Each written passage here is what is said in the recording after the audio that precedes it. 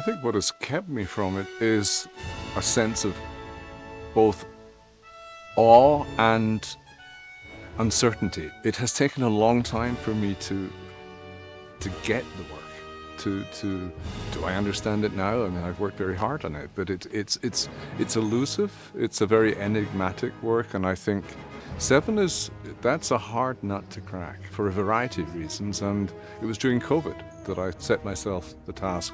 Come on, let's work on this. Let's go granular, so to speak. And I spent a long time on it, and I came to the conclusion that of course I have to perform this work.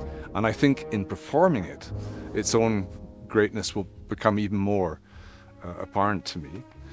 And it was always clear to me that I would do this with my favorite orchestra, which is the Grand Teton Music Festival Orchestra. This feeling of this relationship that we have built up over these years, over these decades, has led me to a point where it's based on mutual trust, mutual respect. I sense, therefore, that this is the place to do it. And I know that many of the musicians themselves are excited because many of these musicians have never played this work. It's going to be a premiere at our festival, so I'm very excited. Absolutely. I think it really does, of course, these middle movements, the Nachtmusik, this night music. It inhabits a very, very unique place in Mahler's sound world, and it certainly was an inspiration for me and a solace during COVID. If you imagine one of your favorite books and it has 10 chapters, and you read it, but you leave out the 7th chapter, it's incomplete in somehow. And I have that similar feeling with now that I've really worked hard on 7. It feels like the missing chapter in that book because I've conducted all the other works. It's a little like the 10th Symphony, of course. Once you've conducted the 10th Symphony in its complete form, albeit not from Mahler, you understand the 9th Symphony better. Similarly, when you work and learn the 7th Symphony, suddenly the 8th Symphony and the 6th Symphony take on a completely different significance.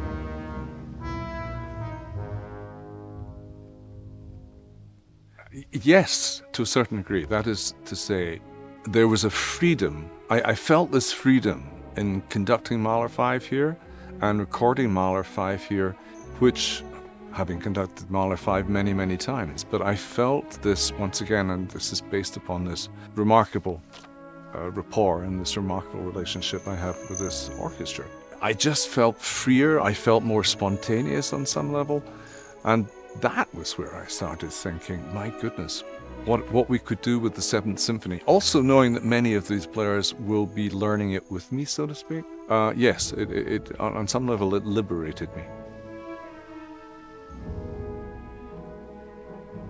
This symphony mirrors a place in Mahler's life. It's like a chronicle. It's like his musical memoir.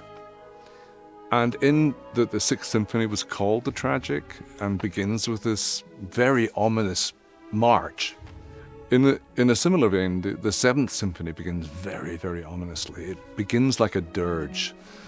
And therefore, the work begins in a rather somber way.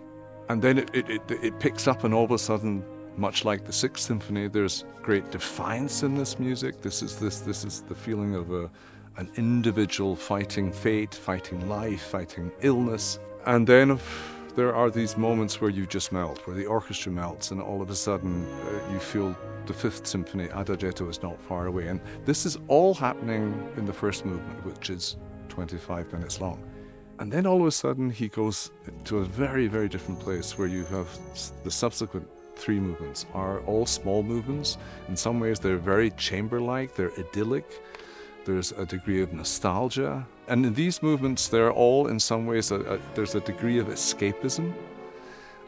In the 3rd movement, this is a feeling, it's a terrifying movement. It's very short. It really is this feeling of it's possessed, the music is possessed. There's a devil incarnate in all of this. And then you are taken to the finale. And I think the finale is the movement. I know the finale is the movement that is the hardest, I think, to pull off, and I think it's the hardest for an audience to embrace. But it is a movement of great joy. Mahler's having the time of his life in this final movement, and of course that leaves us all thinking, well, the finale has to be this serious, deeply